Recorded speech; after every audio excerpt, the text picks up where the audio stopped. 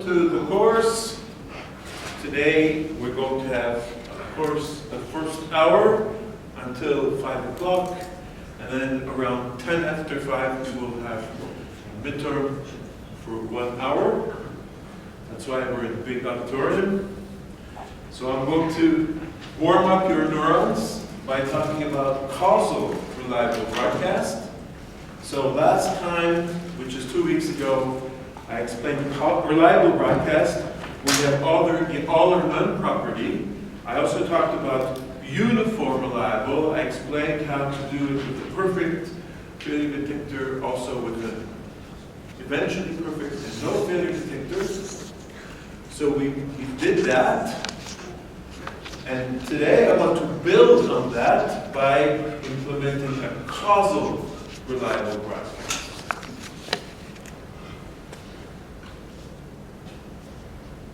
Let me see if I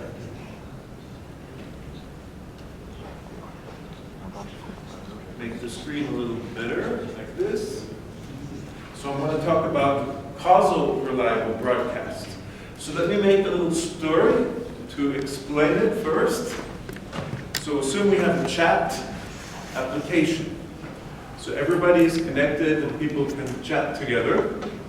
And the chat uses reliable broadcast. That means everyone will get all the conversations.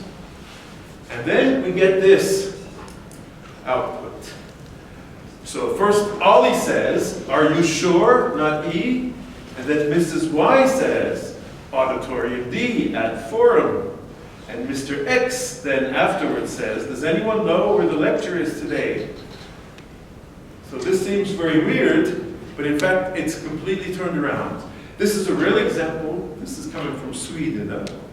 So Ali was an old TA of the course, of this course, many years ago.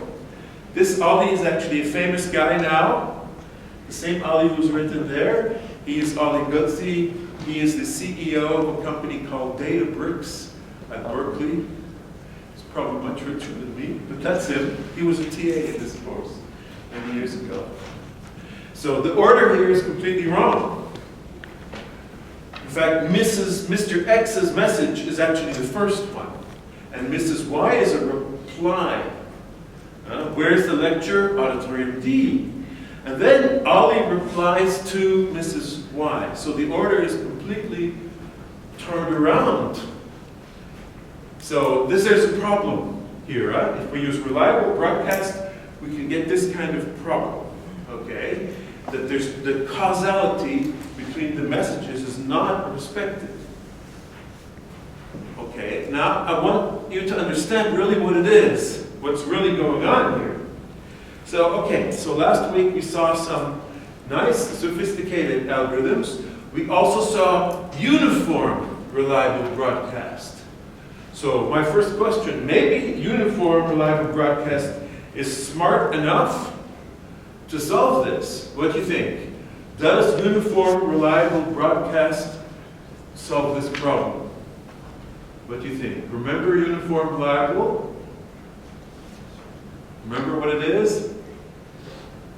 Uniform reliable broadcast is, what does uniform mean? Do you remember what uniform? Uniform means we're talking about what? Uniform between, no? I have to warm up your neurons, yes? If any node receives a message, then all nodes also deliver? Yeah, if any node delivers, including failed node, a node that might fail after, all nodes have to deliver. That's a uniform reliable broadcast. Does it solve the problem that we have here? Does it solve that problem? No. No, of course not at all. It worries about reliable broadcast. It says nothing about the ordering between messages, between two broadcasts. Okay? So both reliable and uniform reliable are talking about one broadcast, each broadcast. So when I do two broadcasts with two different messages, reliable or uniform reliable, they don't say anything about the order. Okay, so that completely does not solve the problem. So we need something more, okay? So we have to add something more to our reliable broadcast, and that's why we can define causal reliable broadcast. So it makes a connection between the messages, between the different messages. Okay? So the causality here is the same causality that we saw before, and you should know very well, where we make a relationship between the events. Here we're making relationship between broadcast events. Not all events, but between broadcast events. Okay? So we're going to define causality for broadcast. You should not confuse this between the general causality for all events of the execution, where you can also define causality. But here we define causality for a subset of the events. Only the events that we're interested in, which are the messages that we broadcast. So let's say M1 and M2 are two messages. We can actually define a causal relationship. So assume these are two messages that we're broadcasting. So we can define, it's very similar to the causality we saw before, except it's restricted to only the messages we broadcast. So we have FIFO. Some process PI broadcasts M1 before broadcasting M2, so clearly M1 is before M2. Or you have network order. So a process PI delivers M1, so basically it receives M1, and then later it broadcasts M2. So it gets a message from somewhere, and then it broadcasts. Then it's also ordered, and the third property is transitivity. If M1 is before M prime, and M prime is before M2, then M1 is before M2. Transitivity is what makes it hard, because that makes even two completely separate messages, they might have a causal relationship if there's some transitive path. Okay, so what makes causality hard is the third one here, because this can make connections between arbitrary messages. There might be some path between those two messages, and then they're causally related. Okay? So we have to add this to our broadcast. Okay? So we will add a new interface and a new property. So we have now a causal ordered broadcast. CO broadcast is the request, and CO deliver is the indication. And then we have this property. If PI delivers M1, then PI must have delivered every message causally preceding M1 before M1. Okay? So this property will guarantee the causality. Okay? Now again, I want you to think about specification. Is this property enough? If we only have this property and nothing else, is that good enough? What do you think? Yes or no? If we now only have a broadcast, here we have, you're talking about delivering to all. If NO delivers M1, then it must have delivered every message before M1, causally preceding M1 before M1. So, but is this property enough? I want you to be able to think about specifications. Is this property enough? If we only have this property, what is the easiest way to satisfy this property? It's another way of saying it. What is the totally easiest way of satisfying just CV? Yeah. Not delivering M1, not delivering anything. Notice this property is an if-then. Okay? When you look at properties, you always should immediately check whether it's an if-then property. Okay? If it's if-then, then you look at the condition. Okay? If the condition is false, the property is vacuously true. Okay? So if the node never delivers M1, this property is never going to enforce anything. So it's vacuously true, okay? So the way to satisfy this is not to deliver anything. So this property is not enough by itself. It adds causality, but it's not enough by itself. Okay, what is this? We talked about safety and liveness. So what is this? Safety or liveness? This should be easy, huh? If I have an egg and I drop it and it breaks, I've broken the system. Here, this is what? Yes? Safety. Why is it safety? Can be broken. Because you can break it. If delivers a message and which is not in order, it's just...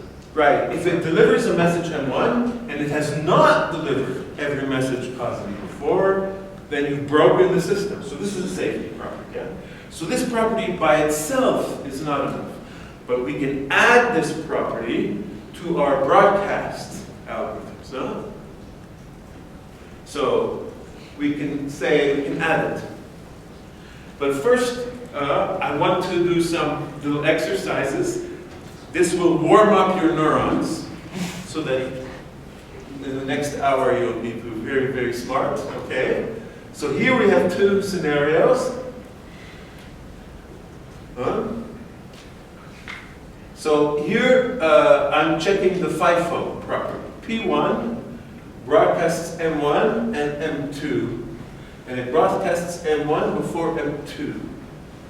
Now, for each of these, you're going to tell me whether I'm satisfying the FIFO property of causality. So on the left one, for example, is it satisfied, yes or no? No. No, why not? Because? M2 is delivered to P2 before M1 is delivered to Right, so here you change the order. So you're not delivering in the same order as your broadcast, but here it's okay, yeah? So that means the left scenario is not satisfying FIFO, okay? Here's another little exercise. Network order. So this is a network message arrives, and then you do a broadcast. So P1 broadcasts, it's delivered here at P2, and then P2 later broadcasts M2. Okay? So again, I have a left scenario and a right scenario, and you're going to tell me which one, if any, is satisfying the network order property. So the one on the left, is it satisfying network order? What do you think?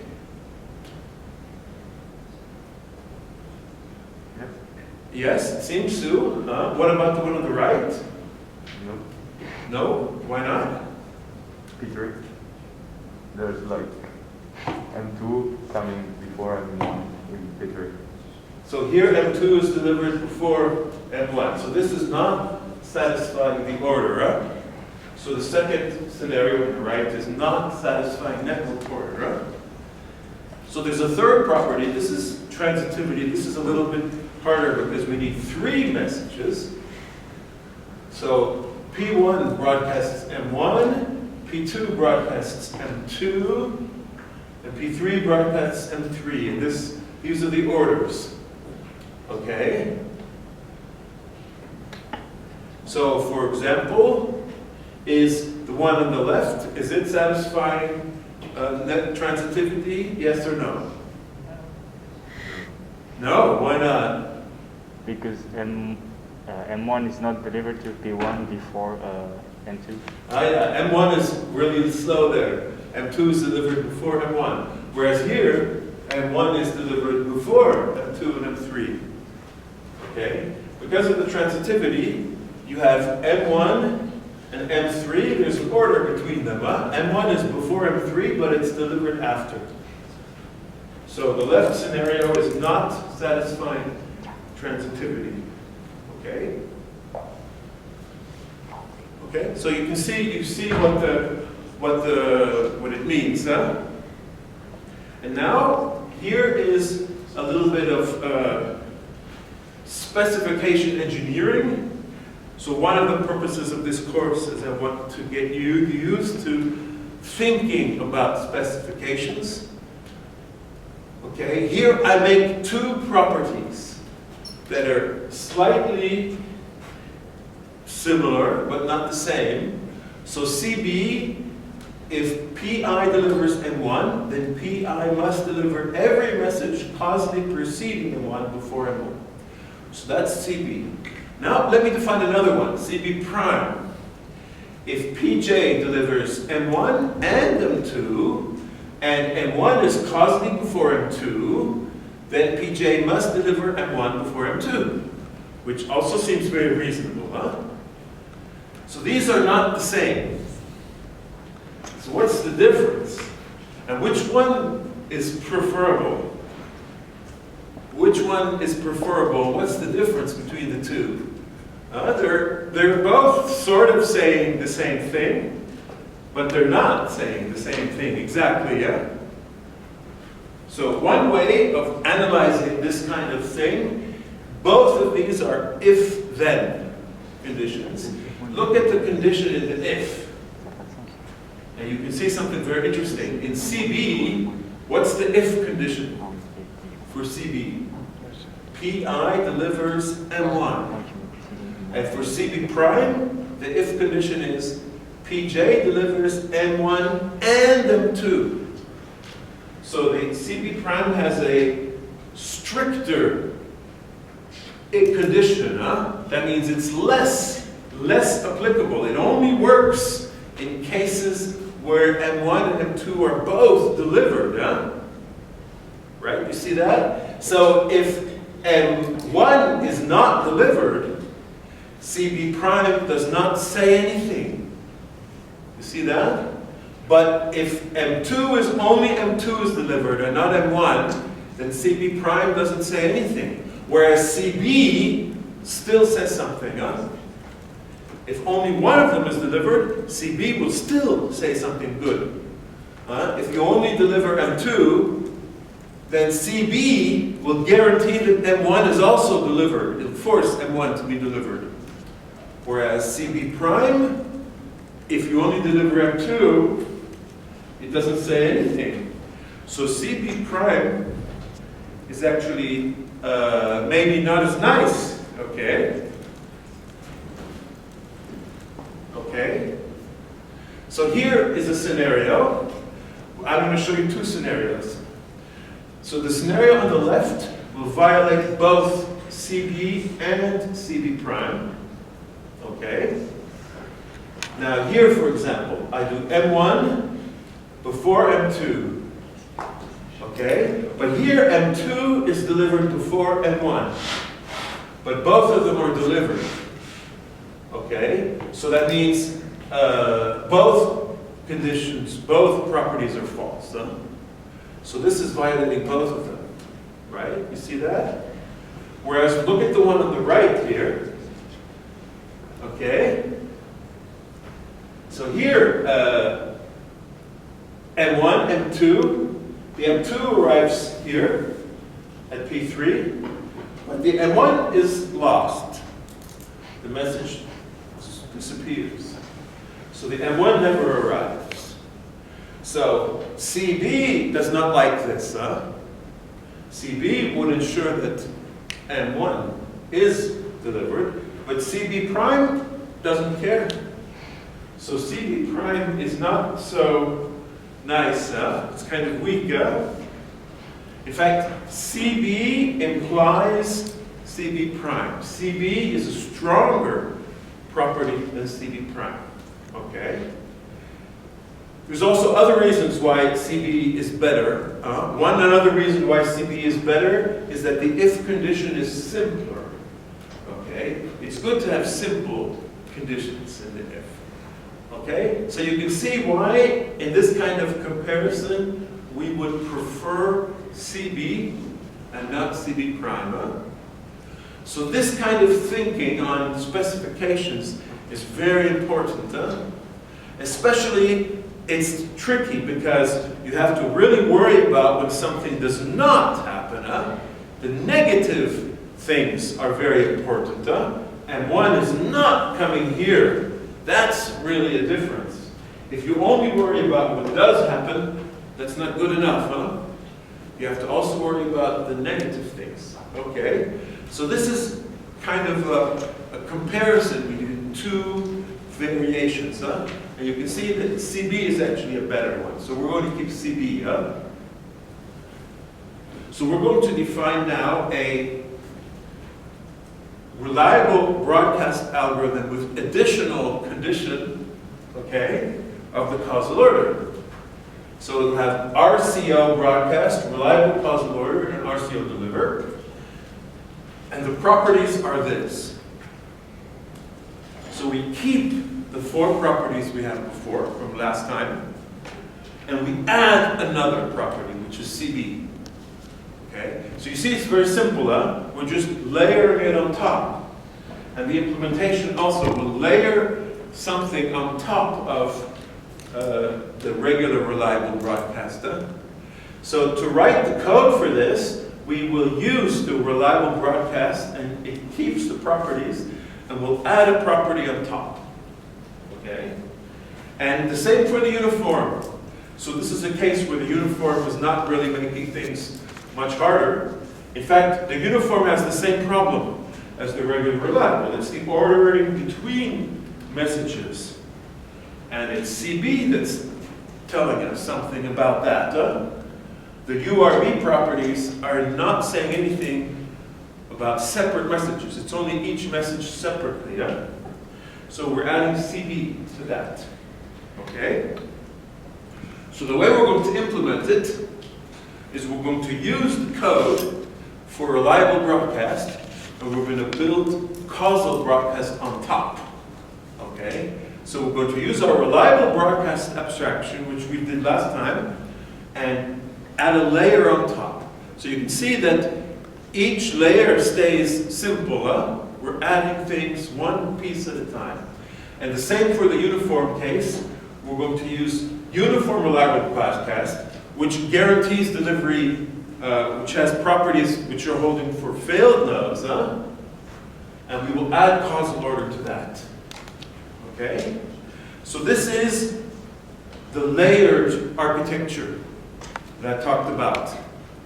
This is how we keep the systems very simple. Each layer does a simple thing. And it's already complicated because the simple thing is going to be concurrent and fault tolerant.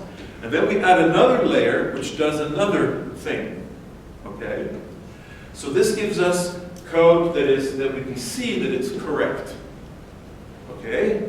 So now how do we do it? We're going to take a reliable, so here for example is a reliable broadcast, and we're going to build causal ordered reliable broadcast on top of it. We're going to add a piece of code, and the requests and indications are going to go into here.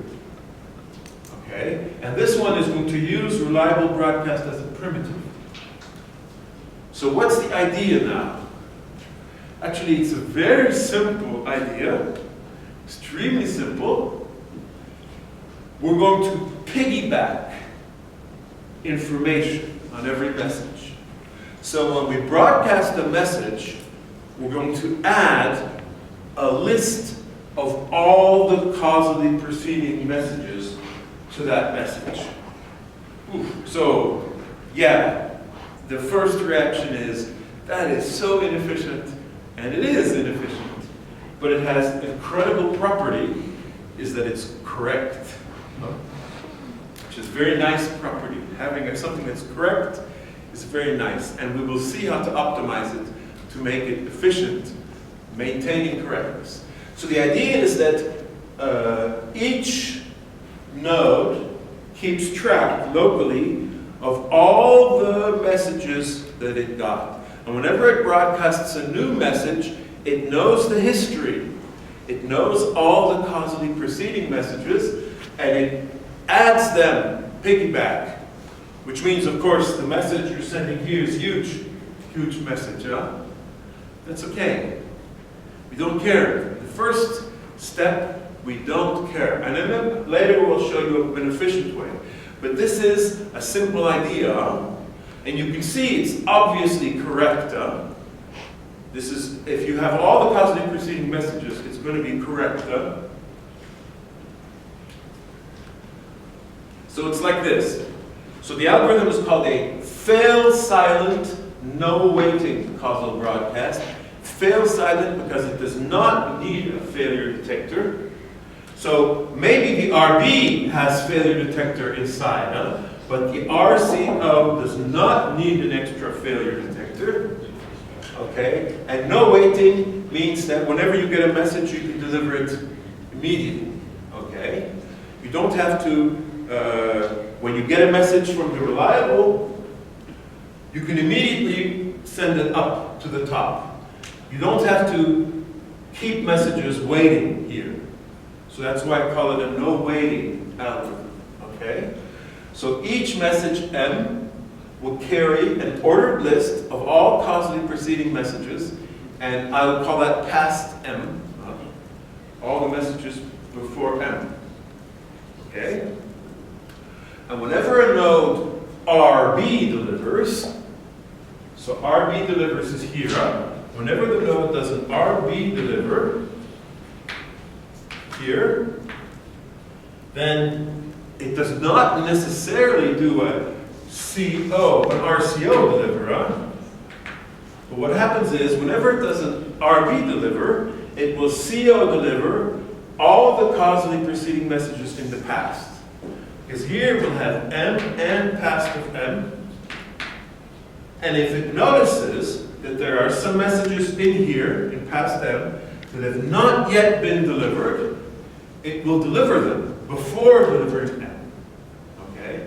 And of course, it will have also a check that you only deliver each message once. A delivered set to avoid duplicates.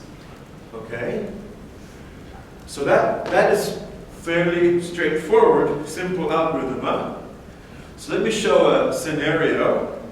Let me show two scenarios, which I call direct override and indirect override. So here's a simple scenario.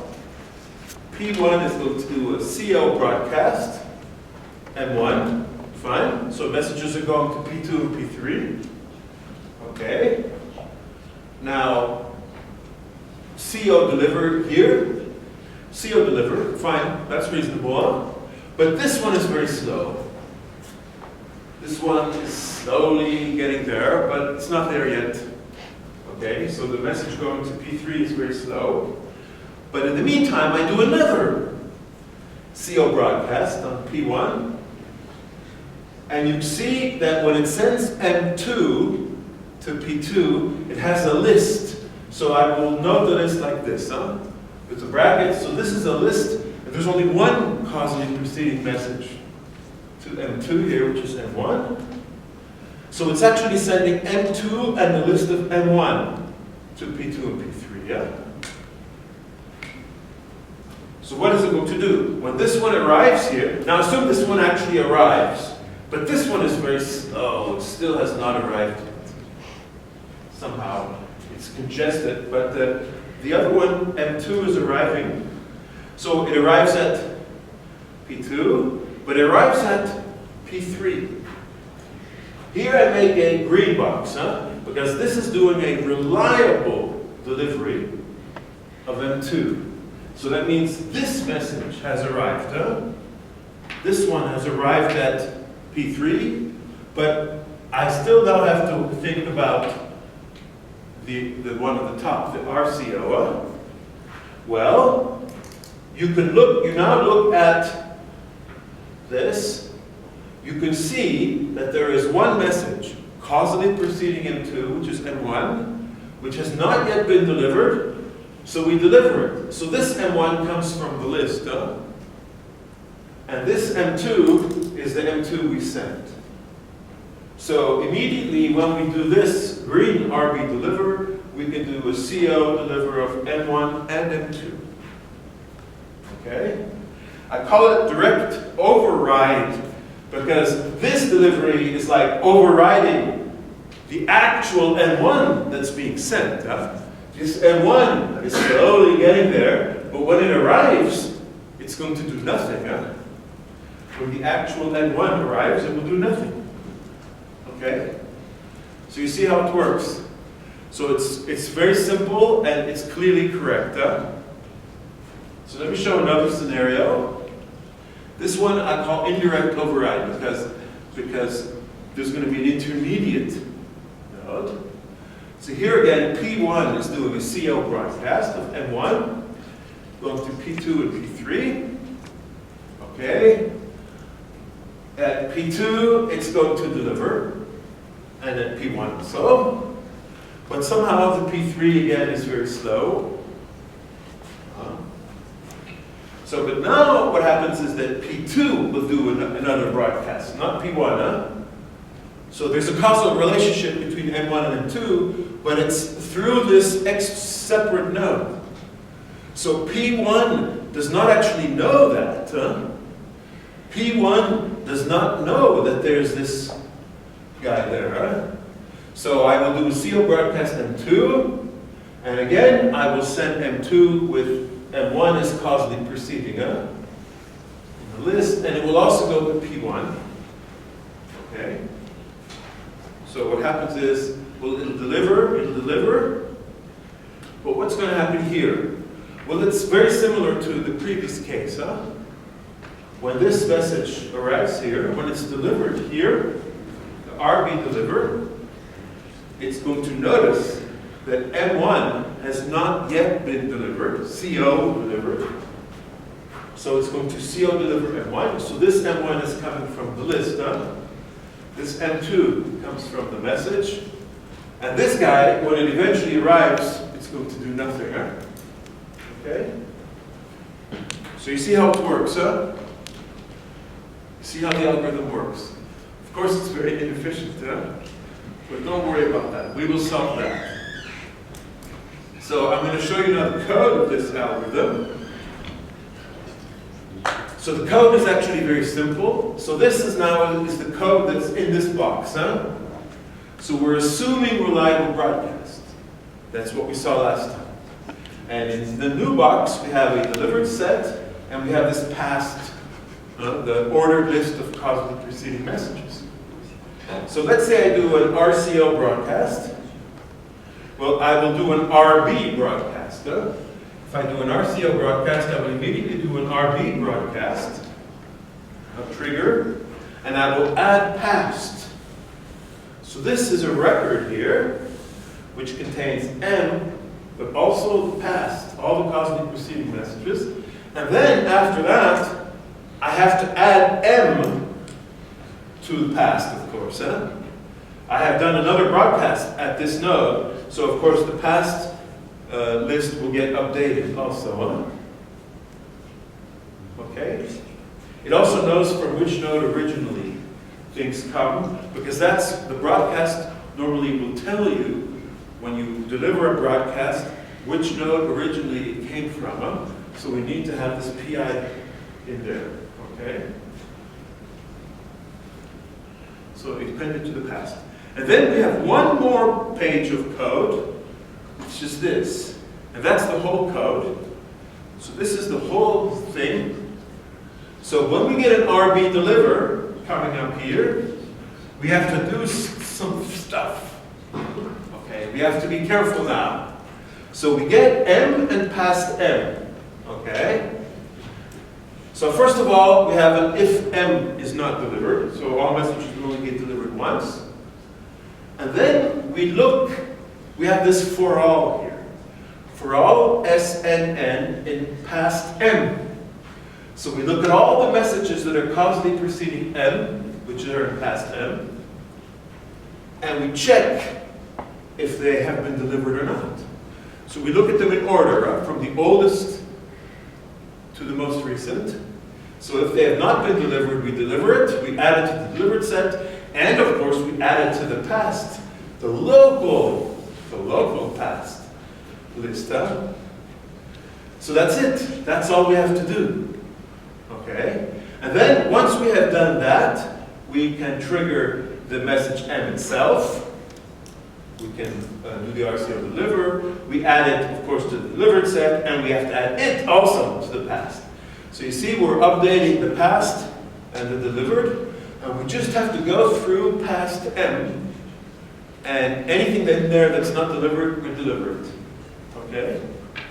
So deliver preceding messages, append history, and then we deliver the current message. Okay? And then append history. So then we're done. Okay? That's it. That's the whole code. That's very simple, huh? Isn't it? I mean, it looks complicated, but it's very intuitive, right? You agree, huh?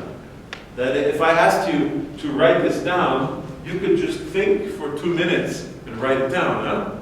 That's right, huh? Because it's completely intuitive and obvious, huh? Right, huh? You're agreeing with me, huh? Yeah, it's like a joke, but it's really not, this one is not complicated, huh? We're going to see more complicated algorithms later, but this one is not one of the more complicated ones, huh? You can see it's quite simple. Of course, there's also always the problem of inefficiency, but we will solve that problem. Okay, we can now prove correctness. So this is built on top of RB, of course, huh?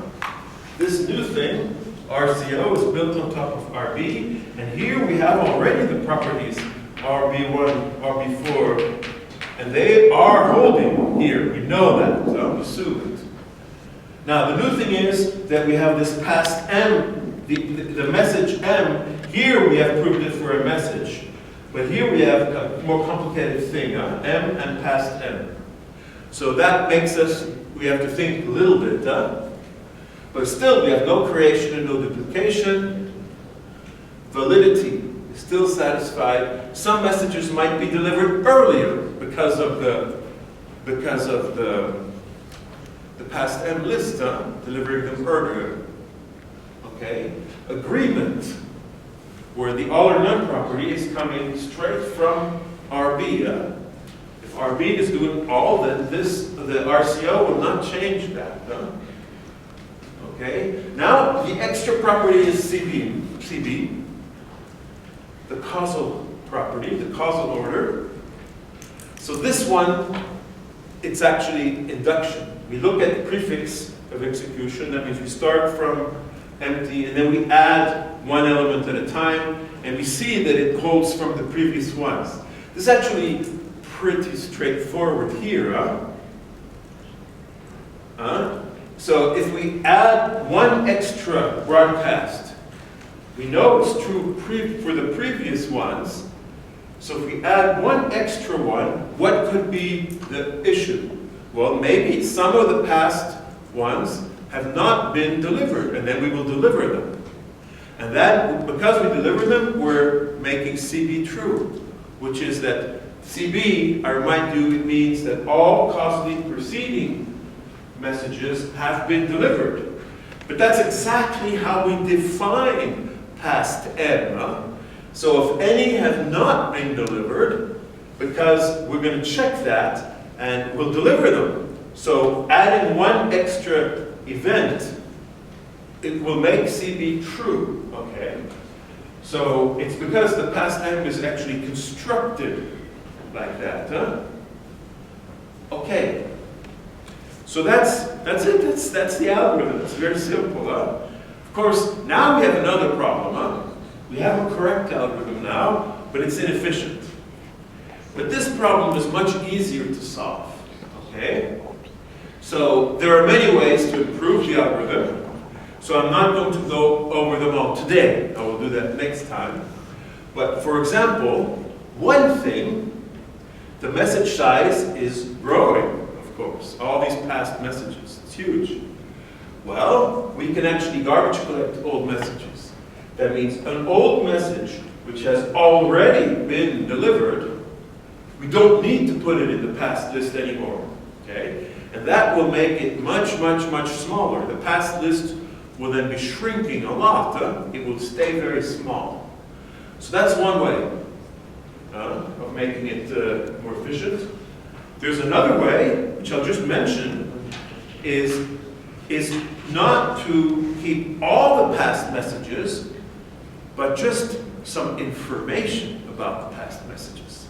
So in the algorithm I just showed you, we actually copied the actual messages in there, which made it huge.